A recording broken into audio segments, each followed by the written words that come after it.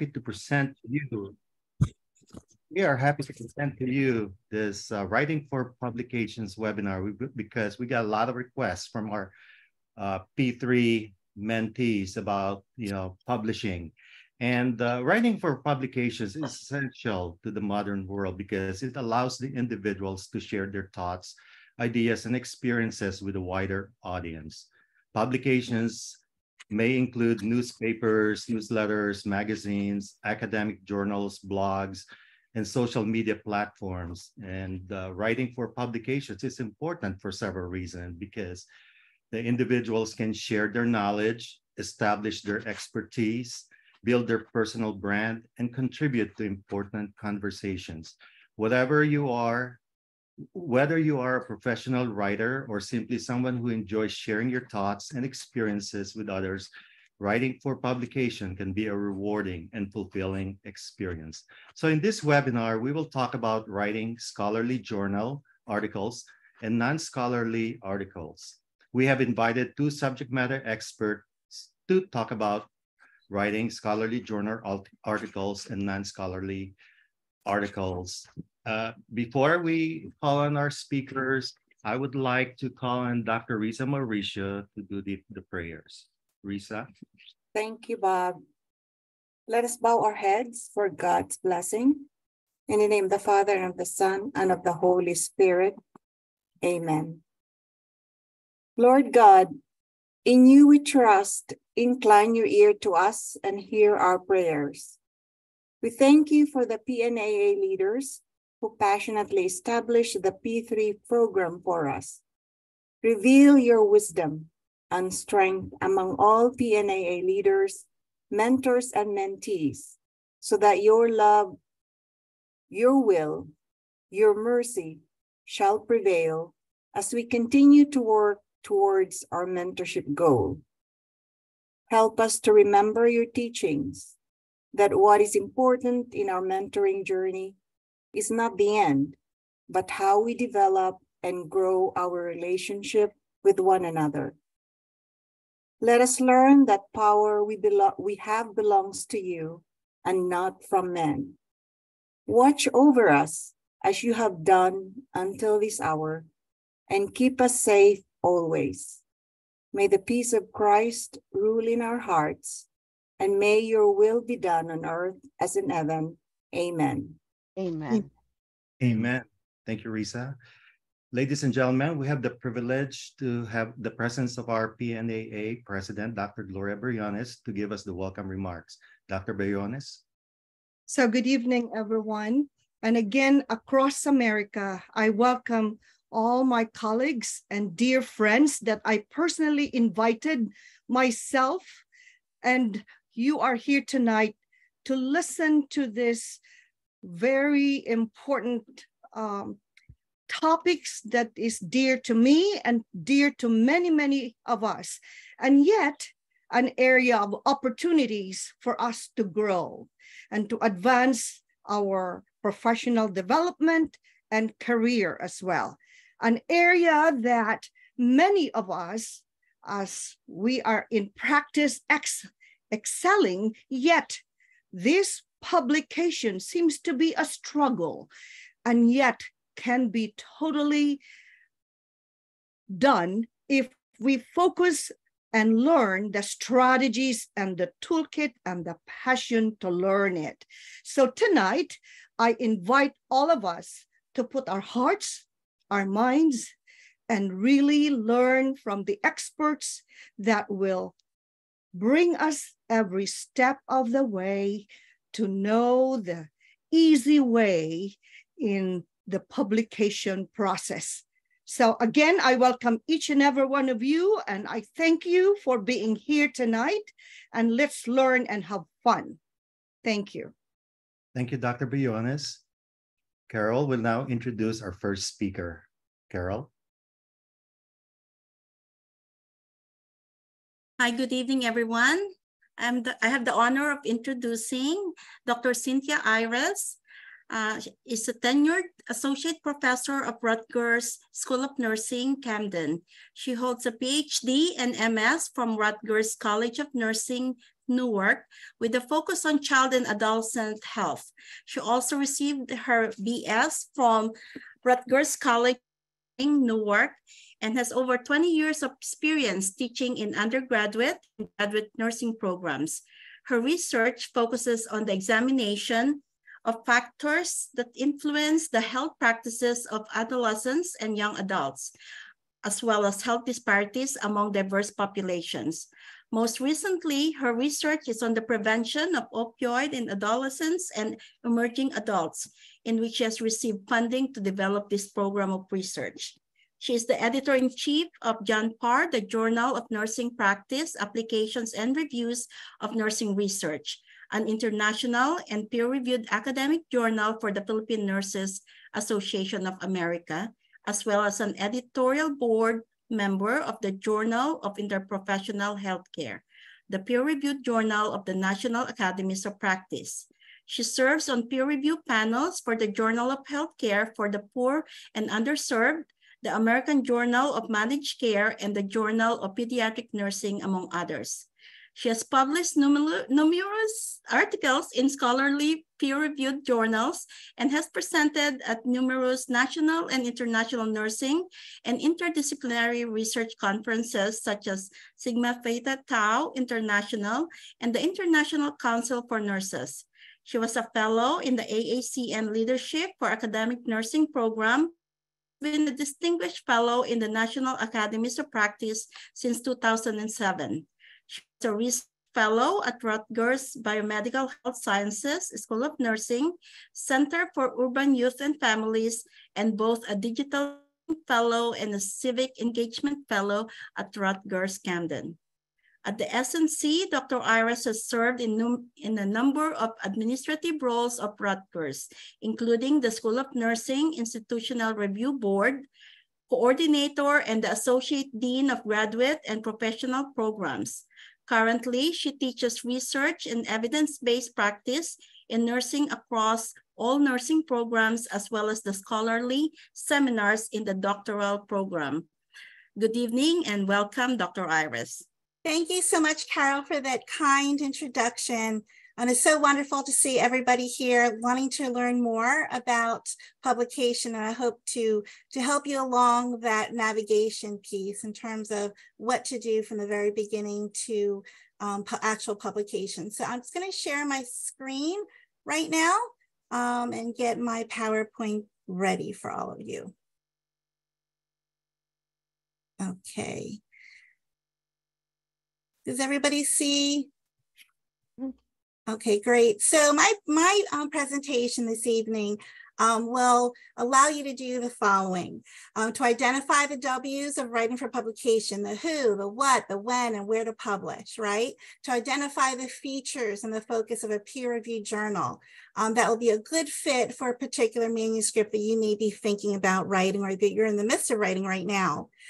You'll be able to describe the process of submitting a manuscript for publication from the very beginning in terms of preparation for a manuscript to acceptance, revision, or rejection, and what you need to do, right? And to identify the specific skills needed to be able to publish successfully. So by the end of this presentation, I hope that you can get all this information to move you along your journey to publish.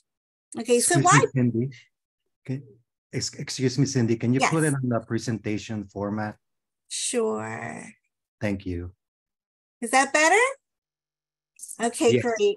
Thank you. Okay, you're welcome, Bob. Okay, so who or why should you publish? You should publish if you have a passion for conducting research, a passion for improving nursing practice and sharing your knowledge. You want to publish if you have important research findings you want to disseminate in a research project that you're doing. You want to get that out there to share with the discipline. Disseminate not so important research findings. So for example, if you find that a research that you replicated in another practice is not the same findings that you've had, you may want to publish that. It might lend some explanation to gaps. Feedback and shaping ideas.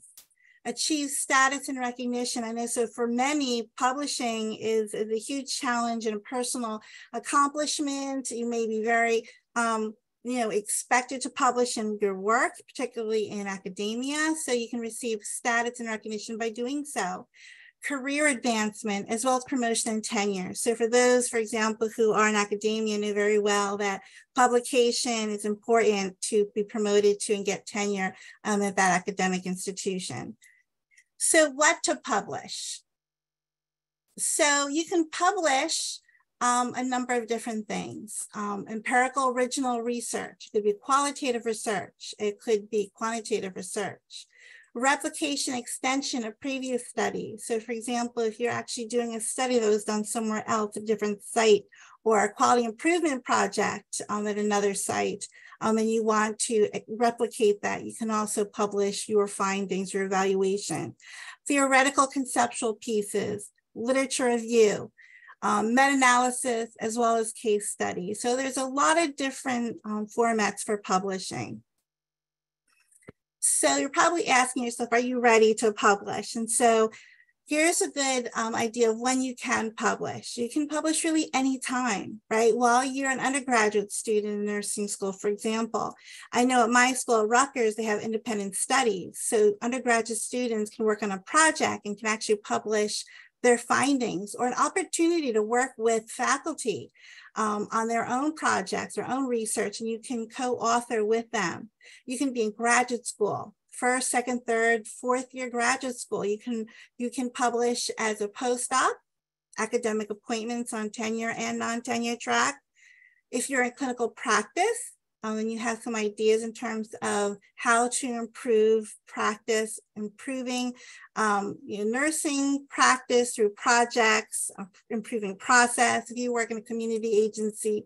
So essentially you can publish when you have any idea, you have data that you have access to, any case you may have, you can publish anytime.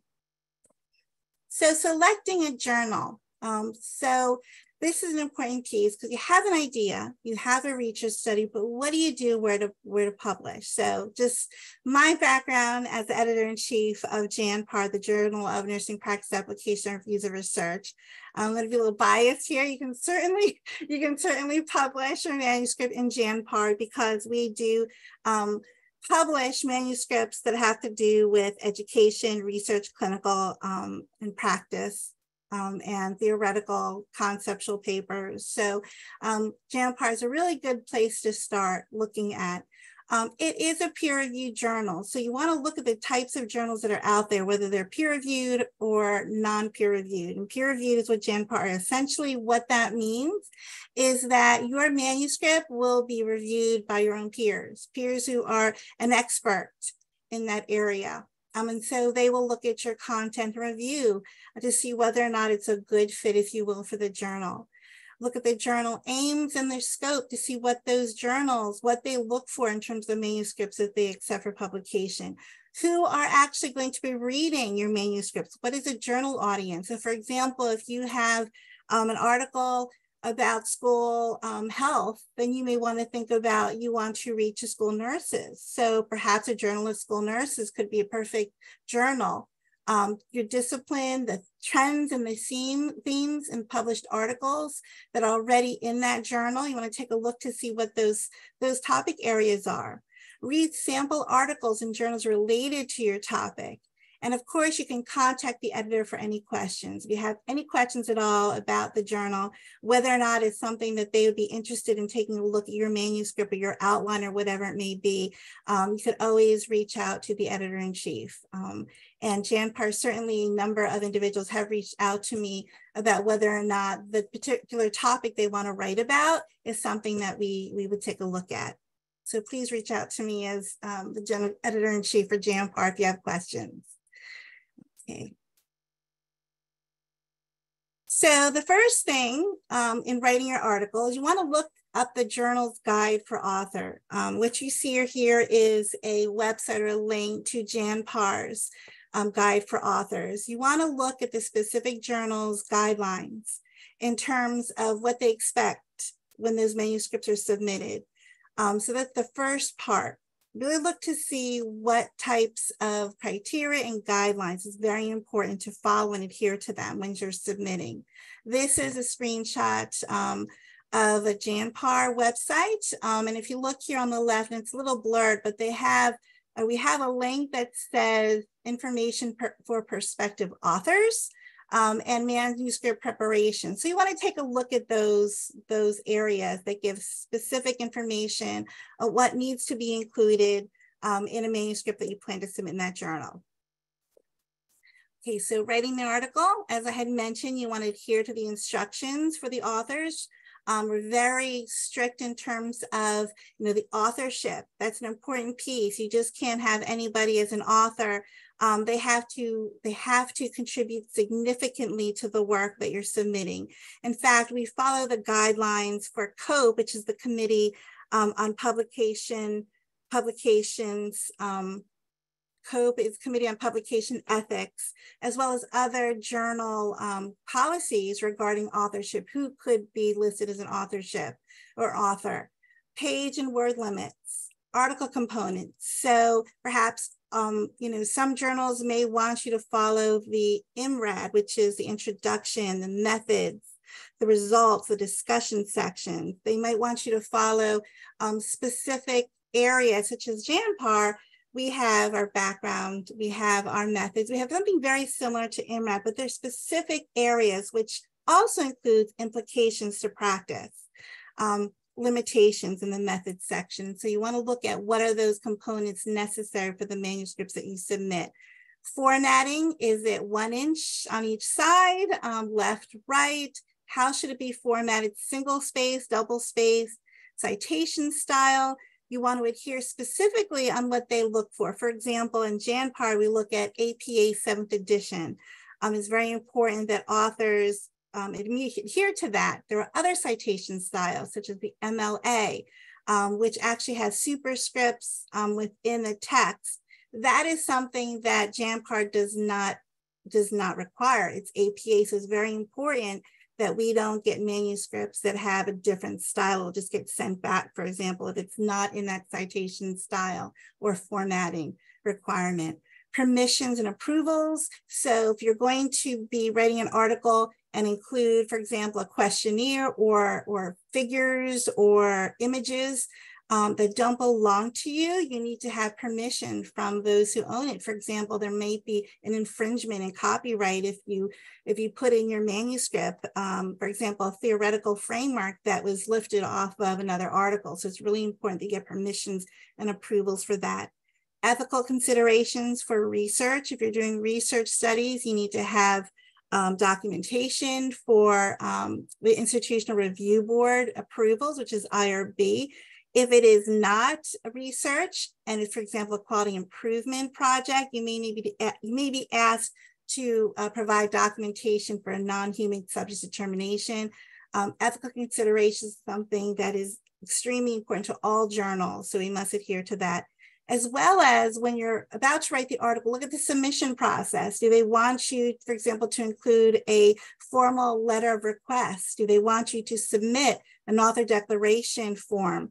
So it's very important to adhere to the journal's instructions for authors regarding all of these that are listed. So what to know is also important about the journal. You want to know the players. And you can see on my slide a picture of the Janpar journal. This is a good example for knowing the players. You can go into the inside cover and look at the editorial board members, many of which are on the call right now. I have my associate editor here with me, Dr. Leo Gerardo or Dean Gerardo. So it's really important that you look to see what, who the players are and what their area of expertise may be. And that's important because if you're writing a manuscript, you want to be sure that if that is their expertise, that you cite them. Right? So it's important that you know the recent scholarship on the topic related to your manuscript and also cite relevant work from primary scholars in the area. Be humble is very important in the manuscript process.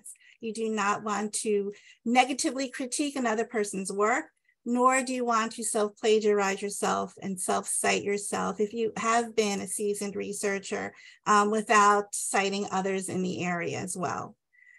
Human behavior, it's important to know that first impressions are lasting, neatness counts, professionalism counts.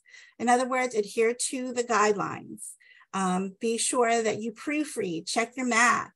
Also, APA style, make sure that you adhere to those guidelines, particularly about formatting and the citations and the way you should be writing your manuscript. Once you submit the manuscript, it goes through a quick process. The editor-in-chief determines the suitability of the manuscript itself for the journal. So journal articles or submissions come to me. Manuscript submissions come to me. And then I assign 2 or 3 reviewers for blind review. What that means, your manuscript is sent without your name, de-identified to others who are experts in the area. The peer reviewers complete the review based on specific manuscript criteria, makes a recommendation to the editor-in-chief, to me, and whoever it may be with the journal. And decisions such as accept with revisions, reject with an invitation to revise and resubmit, and reject. We rarely reject manuscripts. If anything, it's major revisions. We want to work with the authors to help them get their manuscript published as best we can. In case of revise and resubmit, you want to revise and resubmit within the time specified by the editor-in-chief. They'll tell you a specific date they want a revision. Be sure that you read the reviewer's comment very carefully and to address each of their concerns. Include a description of how you address each reviewer's concern. It's not just about revising the manuscript. Suggestion is to use a track change so that you can show where you made the changes and make comments in either a chart or in a letter on how you addressed each comment. In case of rejection, consider revise or resubmit to a different journal. Or in the case of Janpar, in case of rejection, which we rarely do, you can also work with me in terms of revising your manuscript and getting it sent out again to peer reviewers so that we can help you along that process to get published. I've seen some manuscripts come in that have taken 2 years from the time of their manuscript submission to actually publish with numerous revisions back and forth. But at the end of the day, this individual got it published and they were very happy about it. It was a great quality study. So always keep that in mind, that don't think of it as rejection, think of it as an opportunity to strengthen your manuscript to get published. So to summarize, you want to start with a good idea, a good plan, a good study or a project, if you will. You want to write a good manuscript by following and adhering to journal guidelines, submitting it to the right journal. So do due diligence on the type of journal you want to submit to based on topic areas, the type of articles they publish, and keep in mind Janpar.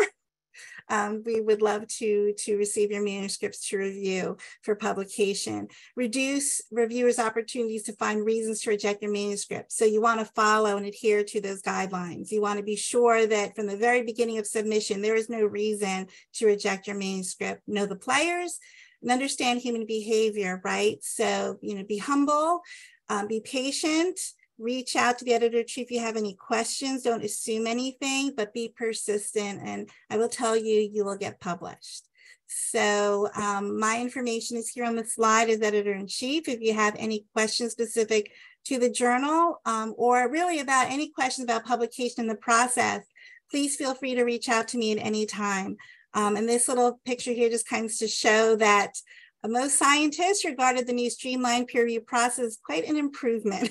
So although it's a journey to get through the challenges, the hurdles of revision, you will get there. Let me just say one thing too really quick. If you have a decision of decline, which I said you're going to do, or submit with major revisions, please know that it's normal to have at least 3 revisions. It's normal. I've, my 18 years of publishing, I think I've only had one time where I got a manuscript accepted without any comments, but that is a rarity that rarely ever happens. So please don't be dejected if you get, an outcome decision of accept with major revisions or decline with the offer to resubmit, because you will get published if you do due diligence, follow the comments, and reach out to the editor-in-chief for assistance. So that's all I have. Good luck with that process, and feel free to reach out to me at any time. Wow. Thank you very much, Dr. Iris. This is really helpful, and I hope that we energize all our attendees. By the way, we have a record attendance here tonight. 89 people are logged in. So ladies and gentlemen, we will have, actually allotted time for the Q&A. That's going to happen after the second speaker. So if you have any questions, please feel free to write them on the chat, and then we will go over them later after the second presentation. All right, we're going to move on with the second presenter. I'd like to call on Sue Repotente to introduce our next speaker. Sue. Thank you, Bob. Good evening, everyone. It is my pleasure to introduce to you our next subject matter expert on newsletter publication, Teresa Gonzalvo. Teresa Gonzalvo is currently the Associate Editor and Co-Chair of Inside PNAA Newsletter. She is a faculty member of iLeadership Development Program, ILDP, and she has served in various capacities with PNAA at the chapter level in Virginia and also at the national level.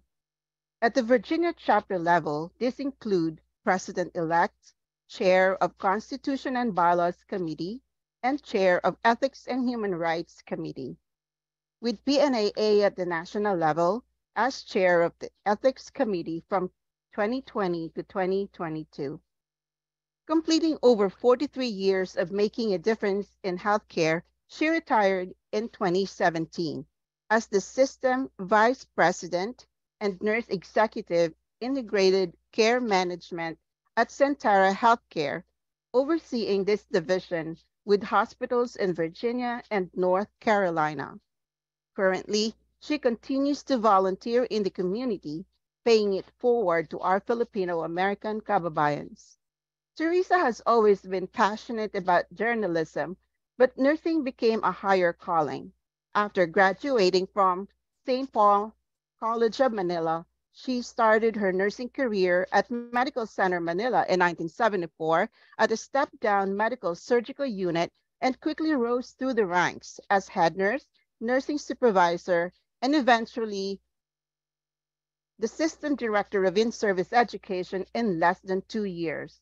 Thereafter, she took a sabbatical, coming to the United States to pursue graduate studies and enrich her clinical expertise. Being married to an Air Force officer, Teresa has practiced in several hospitals and institutions in 7 states and in the Philippines. Her prior journalism experience includes being the editor-in-chief of the Paulinian Yearbook in her senior year in 1974. She also was a columnist, news, and features editor.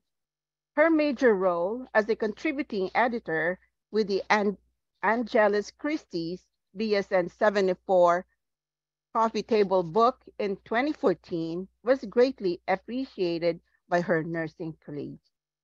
Without further ado, let's give a warm welcome to Teresa Gonzalvo.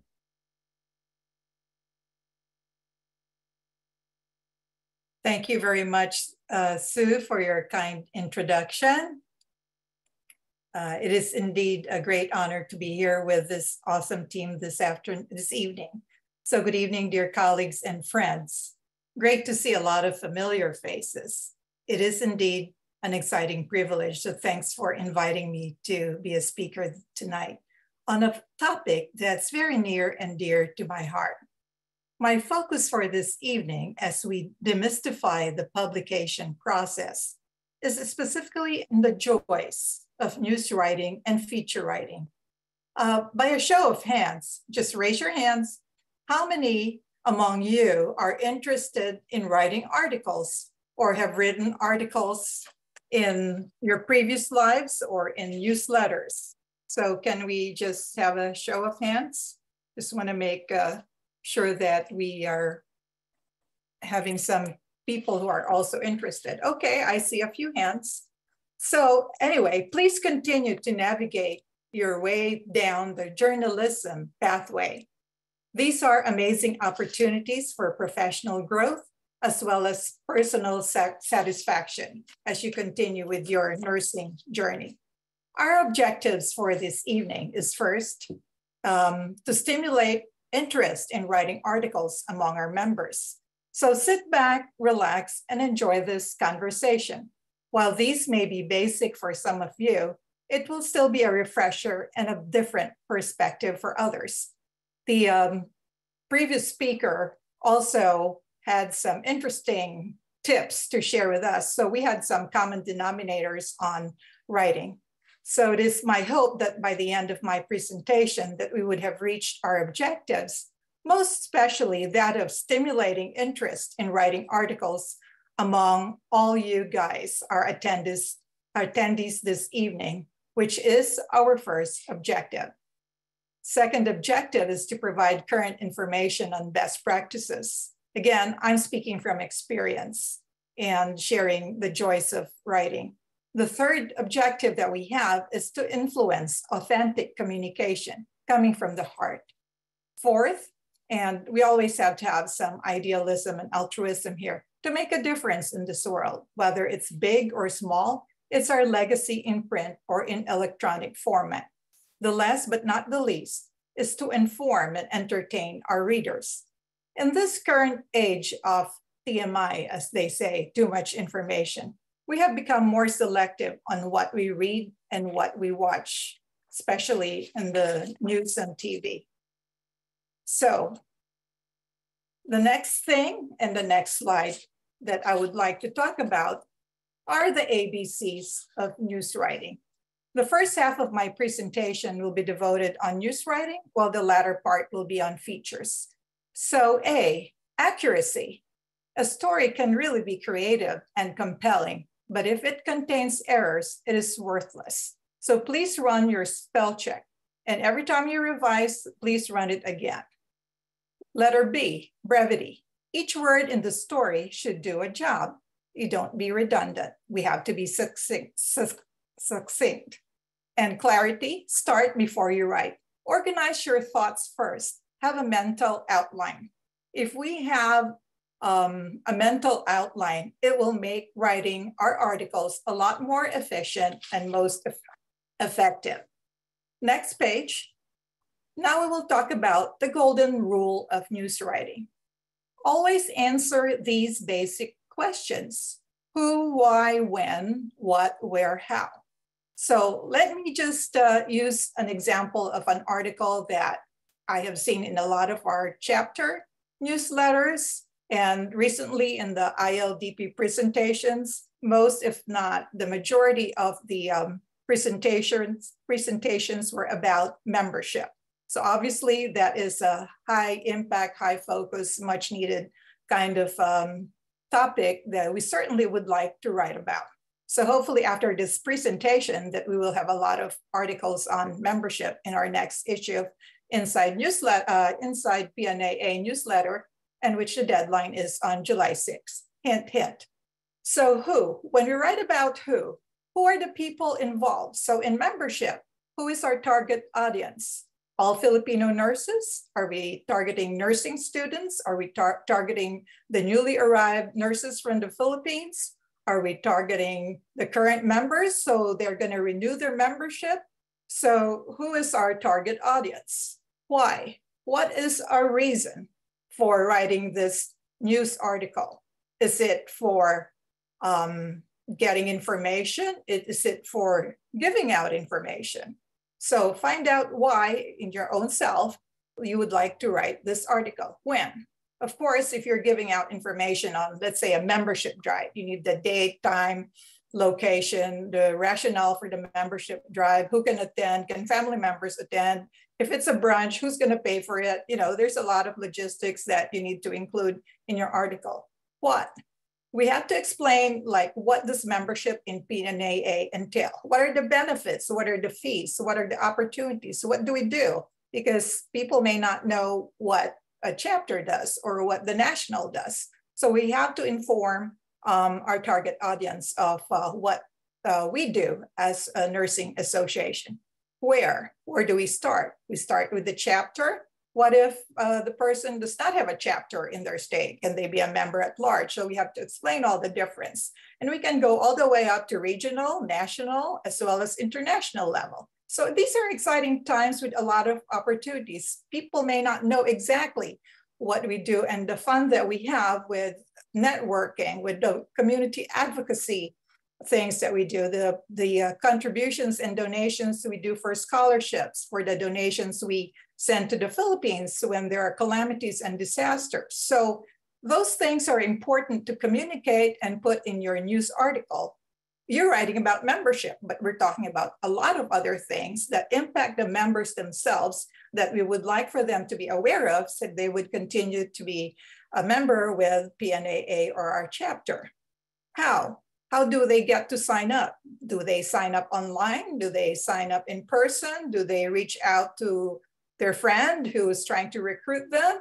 How do we invite nurses to join, our chapters? How do we reach those who are not just in the major cities or in the capital, but maybe in the rural areas? And this particular nurse might need more networking or support, or they just arrived in the Philippines. So there's a lot of things that news writing can do to reach out to our fellow colleagues and nurses that will be supportive and informative as well as fun.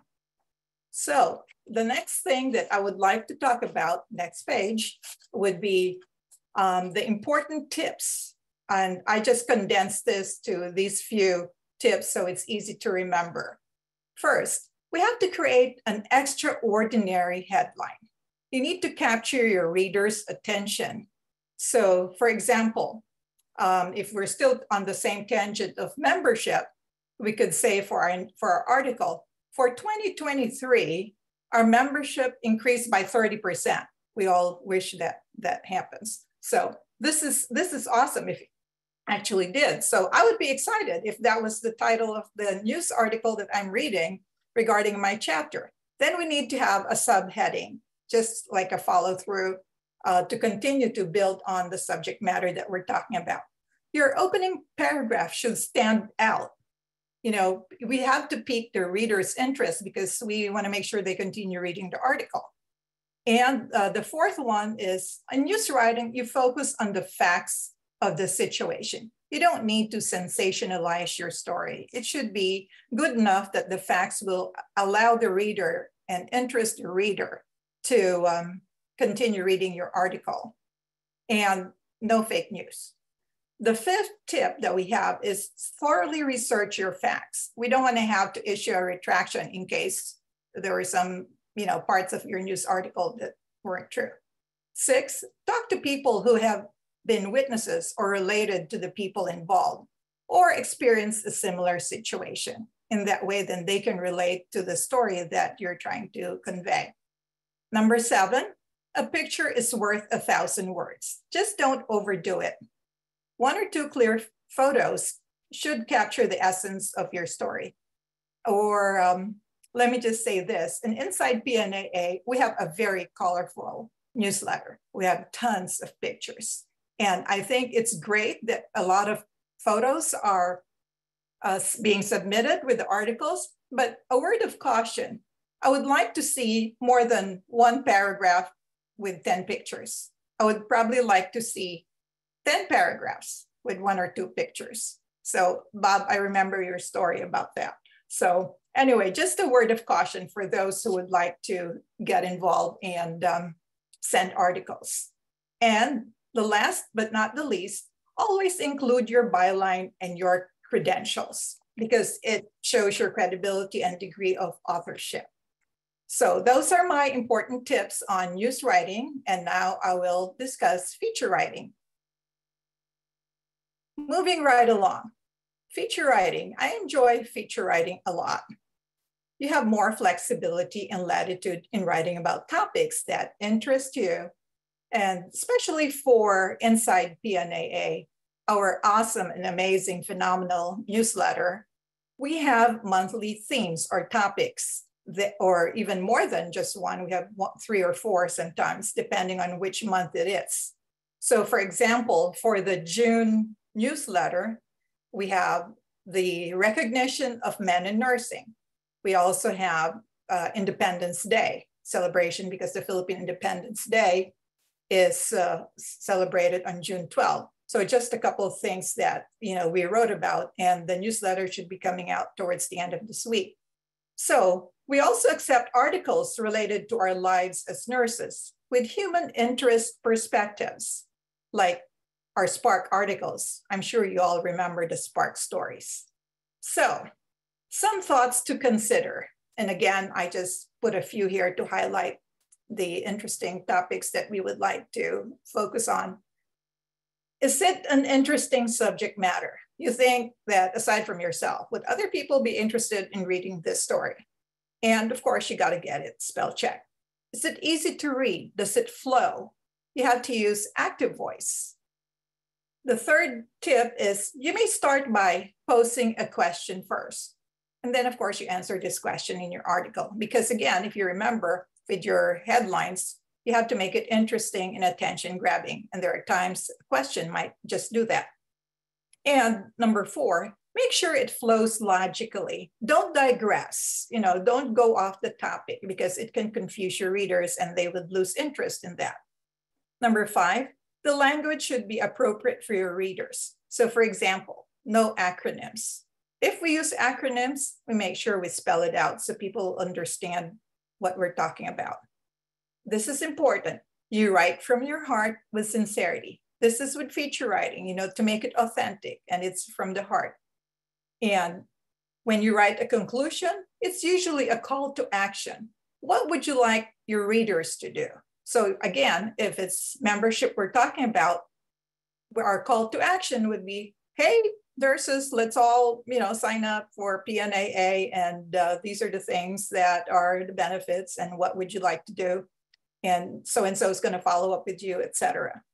The last but not the least, if you're writing a series of articles, for example, if it's a leadership article and you have first of a series and you're talking about the qualities of a good leader, I'm just making this up. And then the second article would be on resume writing. And the third would be communication, critical or crucial communication.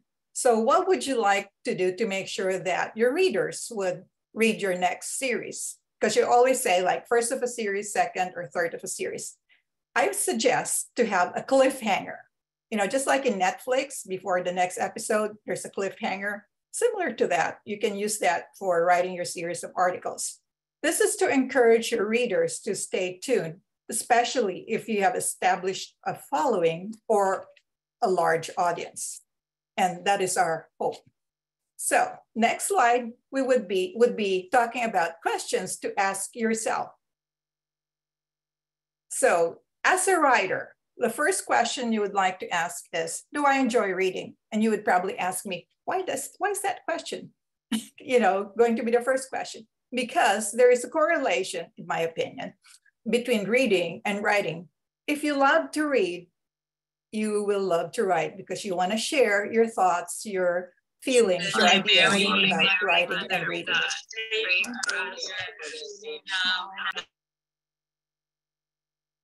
So if the second question that you would like to ask, it's actually the third. What can I write about? Narrow down your selections to 2 or 3 topics of interest and figure out the information you have at hand, your deadlines and your priorities. Because I know as you all have very busy lives, have families, have competing priorities, and probably writing is not up there with your priorities. You can save the rest of the topics for the next issue. But if you find that writing is fun and relaxing, you do not want to add more stress to your life. So what do? Just like what you do when you block off time for cooking or dancing or line dancing or something fun, you block off some time, your me time, to write or start writing, just jet some thoughts and ideas, and eventually it's going to be a story. Make it your hobby. And what else is important? Inspiration. Inspiration is very important. It may be a challenge to start your story if you have a temporary writer's block. Been there, done that. So I highly encourage everyone to have that corner in your home or in your office where you can find your inspiration, or walk outside or walk in a park or listen to the birds or just listen to music. I know it sounds corny, but it helps. All those little things help when you are trying to focus on something to write about. And as for me, I'm highly encouraged by deadlines. So when I'm asked to write something or do something, my first question is, when is the deadline? Why is this? Because this is how I set my priorities. Unless it's someone's dying or bleeding, everything else is prioritized according to deadlines. So this has been a very good management tool for me.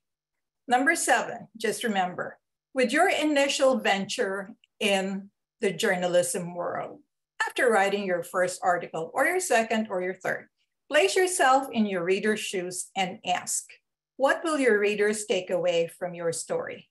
Is it something relevant, something fun? It's something new, something informative? Hopefully all the above. They will then have various reactions. And that's what we would like for them to have, is have various reactions, learn from it, write something else, give comment or feedback, make your article count, make their feedback count. So those things, all the above, are some questions that you can just ask yourself as you start your journalism journey. The road less traveled sometimes is the way to go. But if you love doing it, go do it. So next slide, please. So what inspires me? A lot of things inspire me, but let me just take a trip down memory lane as I share my thoughts and ideas about writing. Way back when we first arrived in Kansas City in 1977, I was one of 12 Filipino nurses. We were the pioneers. And, in the Midwest in the 70s, there wasn't a lot of information out there. We didn't have social media or Facebook or, Google or what have you. And people didn't really know what the Filipino nurses were all about, or where the Philippines is, or if we lived on trees, or if we had TV, or we spoke English. We got all sorts of unusual questions. So what we decided to do, once the second batch arrived, I think we became like 22 or 24 nurses that were now at the hospital. I decided to have a group picture, and I wrote an article about what makes a Filipino nurse. So it was published in the Kansas City College of Osteopathic Medicine magazine, and they put it on the center fold, and it took up 2 pages. I was so excited because I never thought that this was going to happen. And then we got feedback after that, and a lot of doctoral staff and people from the hospital finally realized what a Filipino nurse was made of. Of course, sterner stuff, clinical acumen, and the ability to really take care of patients. So that was my first article here in the United States. The second one was a little bit more gut-wrenching. It was about 9/11. At that time, I was working in quality management and that whole utilization and infection control. And so I was attending with some colleagues from Ohio, the National Association for Healthcare Quality Convention in Reno, Nevada, when the Twin Towers were struck. So that really hit everybody, as you all know, if you were around at that time. And anyway, to put my emotions and my feelings and probably deal with the stress too, because we drove all the way from Reno to Ohio, I wrote an article about the whole experience, the surreal experience, the pain, the anguish, our journey, our feelings, our emotions. And it captured the feelings of the moments and our thoughts, and the rest is history. But the third one is really the one that really inspired me. Last year, I was honored to be asked by our Inside PNAA Editor-in-Chief, Bob Gahal, to be one of its associate editors. As a PNA VA chapter member, I had read the newsletter with great interest and pride, reading about our nursing leaders' outstanding accomplishments, the difference they make with our Filipino-American community, the sacrifices made along the way, as well as the opportunities available for our kababayans. I was highly encouraged to share my thoughts and stories and respond to Bob's invitation. Thus, my column, Ang Tambuli, was born, and I hope you folks have had a chance to read it. And in relation to this, I would like to share one of my columns that I wrote about in the October 2022 edition of Inside PNAA. One of our themes to write about was on breast cancer. So with mixed emotion as a mom, as a nurse, and everything else in between, I decided to honor my then 39-year-old daughter, Jasmine, and decided to write about our journey together. She inspired me with her courage, true grit, and the will to live. I have attached the link to the October issue, and please feel free to read our story if you haven't had the chance to do that. And Carol will also share it at the end of my presentation. So at this time, one of my favorite quotes, it has hit a home run with me. Good writing is supposed to evoke sensation in the reader. Not the fact that it's raining, but the feeling of being rained upon. I'm sure when we were in the Philippines many moons ago in our younger years, we all ran through the rain and got yelled at by our mom or dad or siblings. But anyway, it's just such a nice feeling of being rained upon. So if you note, I'm saying it's the feeling. And I don't know who wrote that. So in conclusion, my dear friends and colleagues, there are 3 takeaways that I feel strongly about from my story this evening. The first, I challenge you all to let the fun begin. It's really fun. Start writing. You can do it. If I can, you also can. You know, tell us your stories. Everybody has a story. Each person's life is a story. Every day, as we go about our duties in nursing, with our families, with our friends, with our patients, we have stories. The third point, write them down and send them to Bob for publication in our newsletter. And believe me, Bob's going to publish it. He welcomes a lot of the articles. And the fourth, this is really important, Leslie. Many thanks for your time and interest. I invite you all to please send me your thoughts and questions via email or later on during the Q&A portion. It has been my great privilege to be here with you tonight. Maraming salamat. Thank you so much, Teresa. You know, I must say that I am so fortunate to have you on the Inside PNAA newsletter team. And your article is always very well written and inspiring. And thank you. It's truly blessed to have you on the team. We have actually several comments on the chat, and I think there's actually a couple of questions as well. But before we go over the chat line, I have a question for Dr. Iris. Actually, this is something that I think a lot of the people here, the attendees here, may have as well. So, Dr. Iris, one question is, does Janpar publish DNP project papers or doctoral dissertations?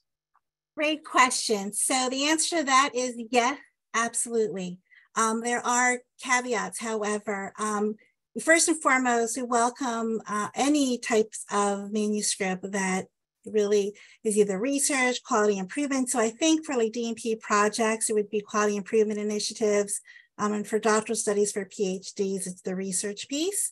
But yes, there are a few things, for example, you need to keep in mind if you did do a DNP project, for example, or a dissertation, you need to think about, for those who are submitting manuscripts, to be sure that they change the verb tense. For example, for quality improvement initiatives, I know a lot of DNP students have proposals, and we've seen that where they've submitted their proposals thinking that it would be just a manuscript for submission. You need to change the past tense, the verbs of things that instead of will be done, were done. You need to learn to chunk the papers down, because I know dissertations are lengthy, as well as DNP project papers are very lengthy to adhere to the guidelines. You need to think about in these papers with DNP projects, particularly it mentioned the DNP student will. These types of manuscripts also need to be changed so that they don't say the DNP student, but rather what happened. In other words, the publications that we like to have in the journal are those that are high quality academic or quality improvement initiatives that highlight the work that has been done by nurses. And so with DNP students, it's often, for example, proposed they will do something, the DNP student will. We want to publish after, for example, what has been done and what the results were. So change a verb tense, take out the word DNP student or PhD student, and use the revisions of that language. For example, the researcher will, or just changes the sentences so that it doesn't reflect being DNP student. Chunk things down. That's the hardest piece about chunking down those papers into a manuscript form, but adhere to those guidelines of journal in terms of page limitations. And also want to mention for those students who do submit their DNP or PhD dissertations to talk with your mentors for guidance on how to do so. They can give a lot of guidance on how to chunk that down. Talk to your mentors, reach out to me as well for any questions. Perhaps I can guide on how to do that and what to focus on. So to answer your question, Bob, yes, DNP projects and PhD dissertations are accepted for publication as long as they meet manuscript criteria and it is reformatted accordingly. All right, thank you so much. This is really helpful. So we have actually several other questions too, but I forgot. We have raffles first. Can we proceed with the raffle, Melissa, and then we'll go back to the Q&A? Okay. Is it a free trip to the Philippines? That's why we have over 90 participants. We wish. Wish. Okay, so good evening, everyone, to all our esteemed PNA leaders and members. And thank you, Dr. Iris and Dr. Gonzalo, for that very informative tips on article publication. So hopefully it will stimulate the interest of the PNA members to write and submit. And so anyway, for tonight, we are giving away 5 gift cards to all the attendees. We have about 92, so your names are on our wheel. And so the first winner is Arlene Azores. Congratulations. She's from PNA, New Jersey. All right. And the second winner is, let's see, who is the next one? Atipat Madamba from PNA San Diego. Congratulations. Nice. And so 3 more to go. And the third winner for tonight is Rhonda Manangkil. Okay, and then the fourth. And if we may ask the winners if they can email us their email and address as well. Leah Agaton. Congratulations. Right, Illinois. Illinois, there you go. So the winners are coming from all over. All right. So one last. Who is the lucky winner for the gift card? Dirksen Tagyam. Congratulations. So these are all our winners for tonight. Thank you so much. All right. Thank you, Melissa. We'll go back to the Q&A. There is a question here from Carl Silva. Carl, can you unmute yourself and ask, because I don't know who you're going to ask. Are you asking Cindy or Teresa with your question? It doesn't matter. Maybe I'd like to address to both of them, actually. Okay. All right. So your question is there a rule or guidelines to follow internationally to avoid any violations in writing? We'll start out with Teresa. Okay, there are standards of practice, and I believe that are available for international standardization. With Inside PNA, a newsletter, and I have to defer the technical standards to you, Bob, since I haven't memorized them off the top of my head. And we have standards in journalism and decency of practice and things like that. And I would be happy to send them to you and have them posted, because I didn't include that. It's highly technical and global and long and maybe boring. But just for the moment, I would like to defer to Bob, since he has specific standards for Inside PNA newsletter with the number of words and etc. Bob, can you help me out with that? Yes, yes, we do have standards. We're not as strict as a scholarly journal articles like the Janpar. If the story is compelling, we love to share personal stories. And as Teresa had mentioned earlier, it depends on the topic of the month. However, we accept any articles, but I do the team checks for the, of course, the grammar, the spell checks, and of course, accuracy as well. If there's some glaring errors or questions, we do go back to the author and ask to clarify the articles. Generally, we prefer less than around 300 words. Sometimes we try to be accommodating if it's a little longer, but generally no more than 500 words. Oh. And of course, we ask for pictures, but not so much, not too many pictures. We wanna encourage everybody to share their stories and articles and elevate themselves. This is our newsletter is all about our members. We gotta highlight our members' accomplishments, our chapters' accomplishments. So we're not this strict. However, there's still some standards that we have to follow. Okay, I hope that helps. All right, Cindy. So yeah, in terms of Janpar, we love to receive manuscripts internationally as well. We have published from some authors in the University of Philippines. The policies are the same in terms of authorship, following the Committee on Publication Ethics. IRB is important, particularly with research. Here in the United States, we have the IRB, Institutional Review Board, approval for human research, use of human subjects. And so internationally, if there's research that is being done, we expect to actually require documentation that there has been approvals for human research. I think that we have a lot to learn from our international colleagues and research in other countries. And I think that we welcome that, as long as they adhere to the same standards of our colleagues here in the States in terms of APA following criteria, guidelines, formatting, citations, ethics, publication, authorship, that's another one. And again, all authors, be it from the United States or internationally, we do require all authors to sign an author declaration submission form. And so they adhere to the same policies within here in the States. So yes, we do welcome any kind of manuscripts from our international colleagues as well.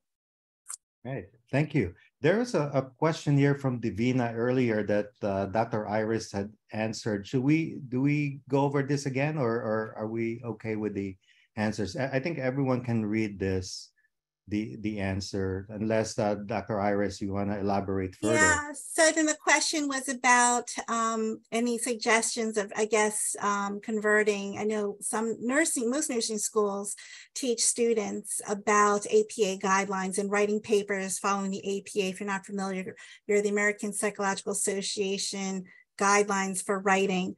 But what if the journal requires another format? I think I mentioned there's other types, for example, MLA. And so my response really was to be patient, right?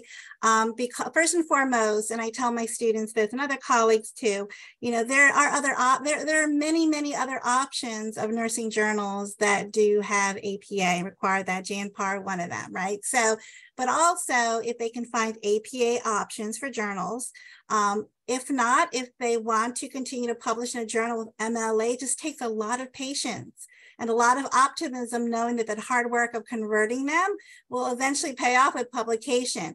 If an individual, if the student has used Zotero or EndNote or another bibliographic citation application, they may be able to do that more readily in terms of having that information.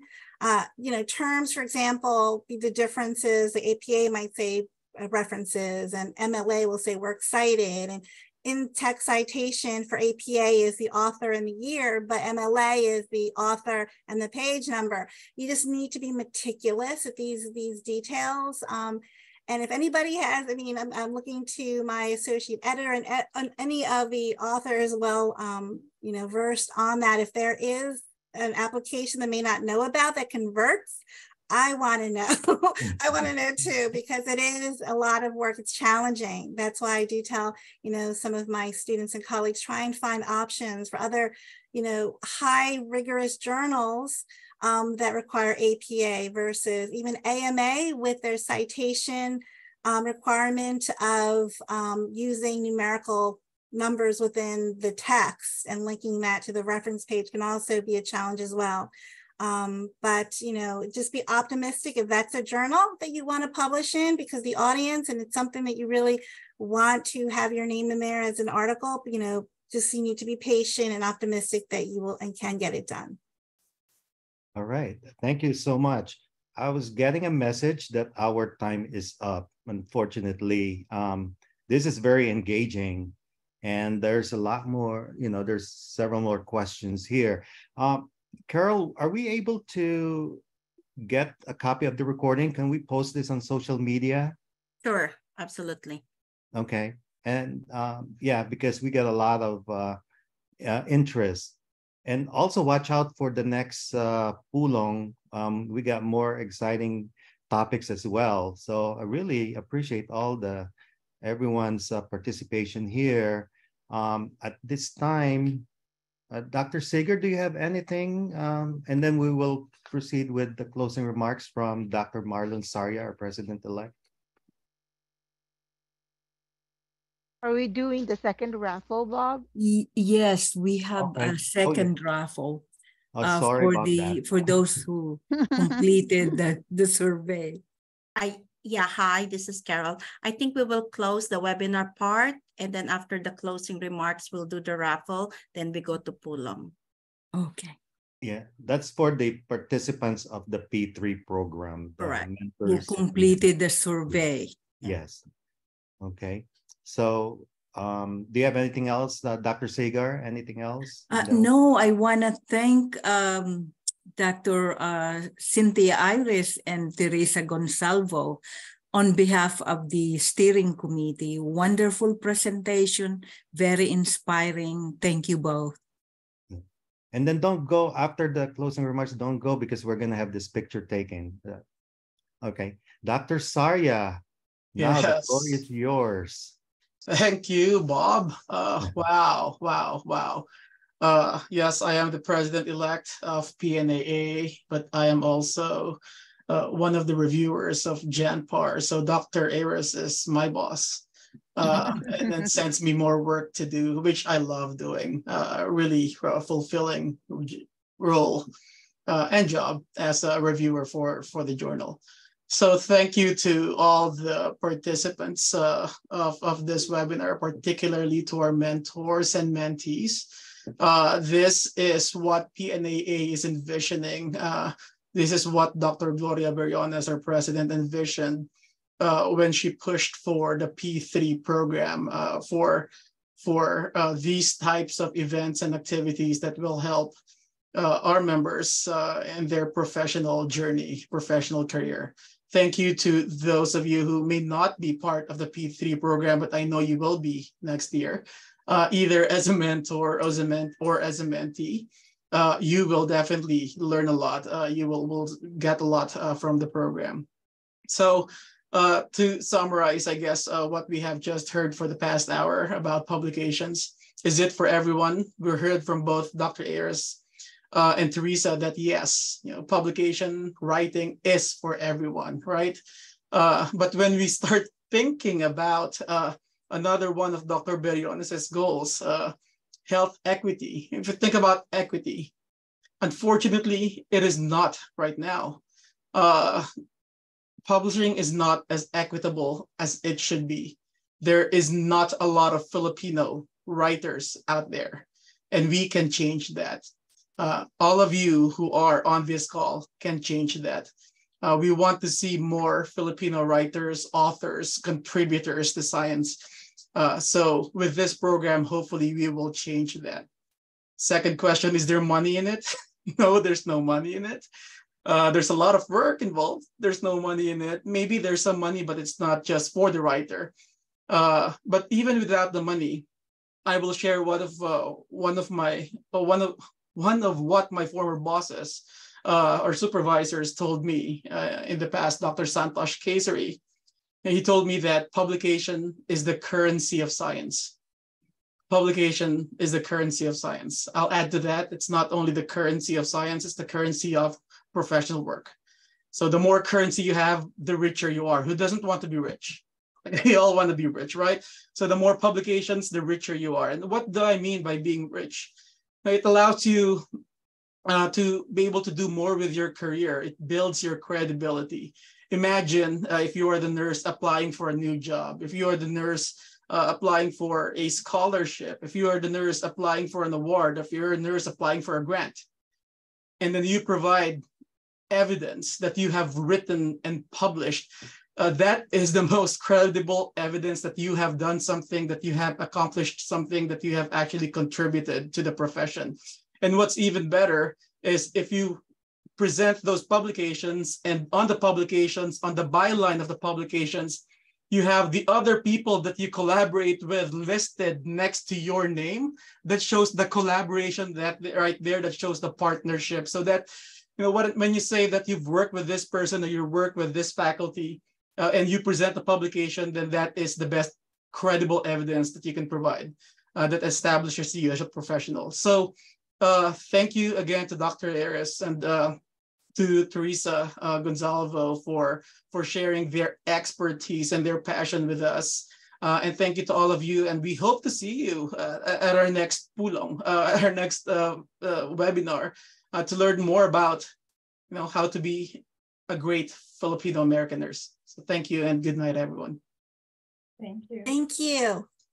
Thank you, Dr. Saria. All right, Miss Carol, our photographer. Okay, so turn on your videos, everyone. Sayang, umalis na yung iba.